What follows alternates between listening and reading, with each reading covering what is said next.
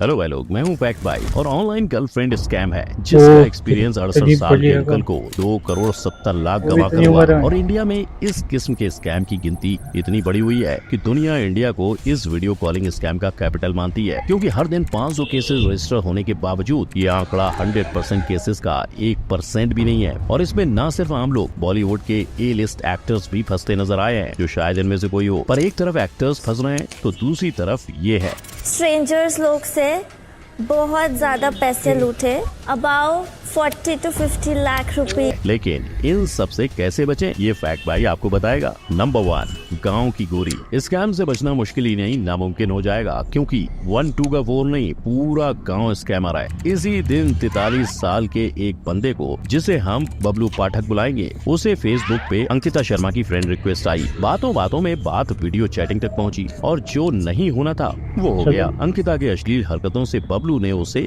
Block कर दिया। फिर क्या, अगले दिन उसका वीडियो उसी के फोन पे भेजकर वीडियो वायरल करने की धमकी और ना वायरल करने के बदले 15,000 की डिमांड हुई, जिसमें आगे चलकर नकली पुलिस और यूट्यूबर शामिल हुए और बबलू को पूरा मामला रफा दफा करने के लिए 7,53,000 देने पड़े।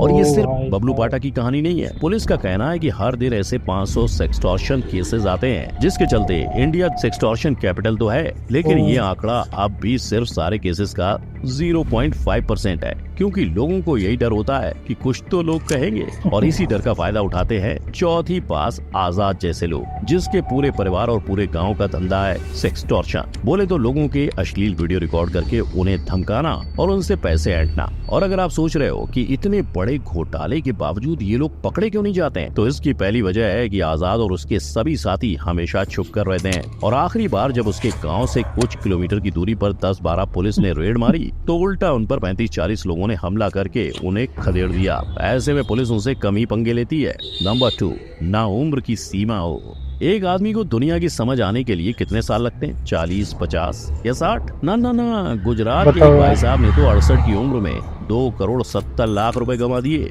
ये प्यार इश्क का चक्कर होता ही ऐसा है। हुआ यूं कि लड़की के उत्तेजित करने से इन भाई साहब को वीडियो कॉल करने की चाह हुई। फिर लड़की ने बना लिया उनका वीडियो और काट दिया इनका वीडियो कॉल। पर अंकल भी ठहरे ढीठ इंसान, मार दिया इग्नोर पे इग्नोर। लेकिन लड़की की टीम इतनी तेज थी कि उस बेचारे अंकल को अलग अलग नंबर से परेशान करने लगी। सबके मुंह बंद करते करते ये अमाउंट इतनी बड़ी कि अंकल को 2,70,00,000 का फटका लग गया। हालांकि ये ऐसा पहली बार नहीं हुआ कि लड़कियों ने बड़ी उम्र के नौजवानों को इतनी बड़ी है कि वो देखते देखते आपकी उम्र निकल जाएगी। ताज्जुब तो तब होता है कि ऐसे स्कैम्स व्हाट्सएप की एप्लीकेशन पर होते हैं, जिसकी सिक्योरिटी के बारे में मार्क बड़े फक्र से तारीफ करते फिरते हैं। पर हालातों को मद्देनजर रखते हुए व्हाट्सएप पे भी ये स्टेटमेंट दिया है कि वो सारे अकाउंट्स को थोड़ा बारीकी से देखेंगे। नंबर 3, एंजल प्रिया स्कैम। क्या आपने कभी इस लड़की की रिक्वेस्ट को एक्सेप्ट किया है?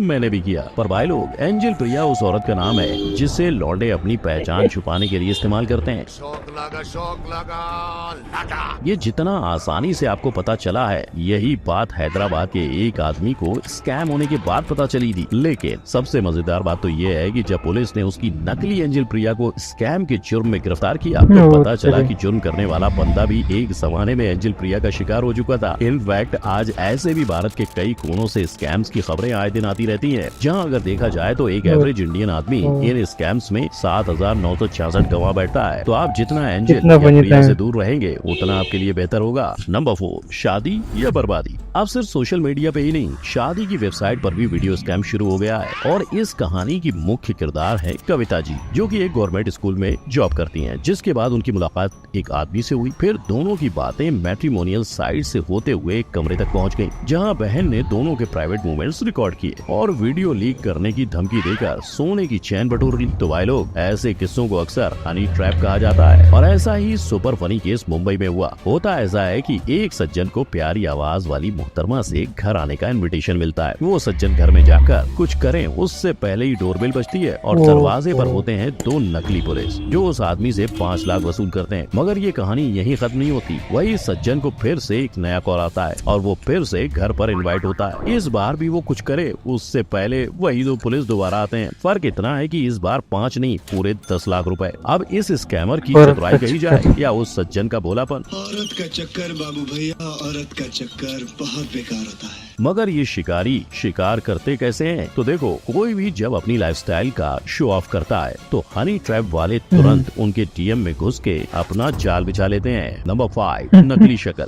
अगर इस लड़की को देखकर आपको भी ऐसे ख्याल आ रहे हो तो रुक जाओ, क्योंकि ये हसीन असल में 50 साल की चाचू है। जी हाँ, चाचू जो फिल्टर लगा के सबको फंसाते हैं। इतना ही नहीं, अब ये टेक्नोलॉजी इंडियन लोगों को फंसाने के लिए भी यूज की जाने लगी है। जहाँ गुजरात के 40 साल के एक आदमी इसका शिकार हुए थे, लेकिन जब अंकल दिमाग का सही इस्तेमाल करके पुलिस के पास गए तो पता चला कि वो वीडियो आर्टिफिशियल इंटेलिजेंस की मदद से बनाया गया है। ऐसा ही एक स्कैम चाइनीज इंसान के साथ हुआ। जब एआई की मदद लेकर स्कैमर ने उन्हें फोन किया और दावा किया कि वो उनके दोस्त हैं। इससे उस चाइनीज इंसान के पूरे 5 करोड़ लुट गए। तो क्या पता आप जिससे बात कर रहे हो वो भी एआई निकले।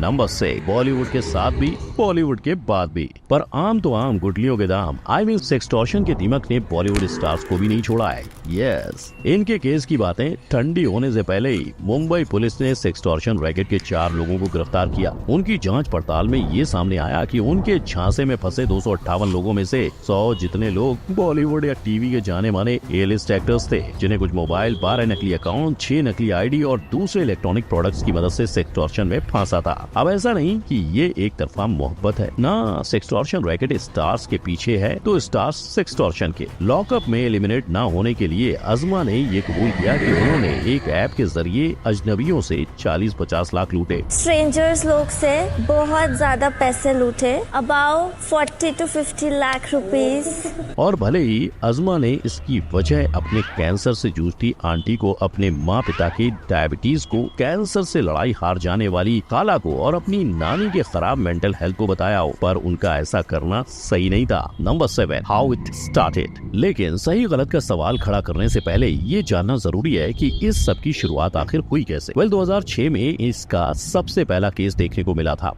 एक जर्नलिस्ट को ऑनलाइन चैटिंग के दौरान ऐसे वायरस कोड भेजे गए जिससे उसके लैपटॉप का सारा डेटा और उसके वेबकैम की सारी रिकॉर्डिंग ईमेल के जरिए उस फंसाने वाले के पास पहुंचे। और इसके बाद शुरू हो गया उसे डराकर पैसे ऐंठने का काम, जिससे बचने के लिए उस लड़की ने आत्महत्या करने तक की कोशिश की। अब हालांकि मुंबई में हुए इस हादसे से वो जर्नलिस्ट बच गई, लेकिन डैनियल पेरी सेक्सटॉर्शन और आत्महत्या से नहीं बच पाया। असल में 17 साल के इस लड़के का पाला किसी ऐसे वैसे सेक्सटॉर्शन रैकेट से नहीं, मारिया कैपरस से पड़ा, जिसका दूसरा नाम क्वीन ऑफ सेक्सटॉर्शन है। पर डैनियल की मौत की कहानी ने दुनिया को हिलाकर रख दिया और खुद इंटरपोल ने स्ट्राइक बैक ऑपरेशन करके मारिया को सलाखों के पीछे पहुंचाया। अफसोस ये सब होने से पहले मारिया 8,000 करोड़ से ज्यादा का सेक्सटॉर्शन कर चुकी थी और इसी पैसे से उसने खुद को 1 साल के अंदर जेल से बाहर निकलवा लिया। नंबर 8, उपाय। अब फैक्ट भाई ने आपको इस प्रॉब्लम के जितने किस्से थे सारे सुना दिए, तो क्यों ना अब इसके सॉल्यूशन पर बात करें। आम लोगों को ठगने वाले सेक्सटॉर्शनिस्ट का सबसे बड़ा हथियार होता है आम जनता का डर और हमें हमारे लॉ ना पता होना। जैसे सेक्सटॉर्शन के मामले में फंसे लोगों को ये कहकर डराया जाता है कि उनकी अश्लील वीडियो को ऑनलाइन वायरल कर दिया जाएगा। पर क्या आपको पता है कि इंफॉर्मेशन टेक्नोलॉजी एक्ट 2000 सेक्शन 67 के तहत इंटरनेट पर अश्लील चीजें डिस्ट्रीब्यूट करना कानूनन अपराध है। यही वजह है कि साइबर सेल लोगों को हमेशा 3 स्टेप एडवाइस देते हैं। सबसे पहले सावधान रहें, सतर्क रहें। दूसरा, अगर आप इस प्रॉब्लम में फंसे तो उन्हें इग्नोर करने के साथ उनकी रिपोर्ट करें। और तीसरा सबसे जरूरी स्टेप, उनसे बचने के लिए कोई भी चीज डिलीट मत करें, क्योंकि अगर आप पुलिस के पास पहुंचे तो वो आपके मैसेजेस और स्क्रीनशॉट के जरिए ही कुछ पता लगा पाएंगे। फिर जितनी जरूरत लोगों को कानून समझाने की है उससे कहीं ज्यादा हमारी गवर्नमेंट को उसे बदलने की, क्योंकि आज इंडिया डिजिटलाइजेशन का हाथ थाम के आगे तो बढ़ रहा है, पर पिछले 20 सालों में हमने कानून को सिर्फ एक बार बदला है। ऐसे स्कैम न सिर्फ आदमियों की नाक में दम करते हैं, उनकी जेबें भी खाली की हैं। और ऐसे मौकों पर भाई लोग बस ये ध्यान रखना है कि इसे जितना ज्यादा लोगों को बता सकते हो बता दो, वरना अगला नंबर उनका हो सकता है। और अगर आपको इसके साथ ये भी जानना है कि कैसे मोटिवेशन के नाम पे लोगों को मामू बनाया जाता है तो इस आई बटन पर क्लिक करो। हम मिलेंगे अगली वीडियो में। Good bye.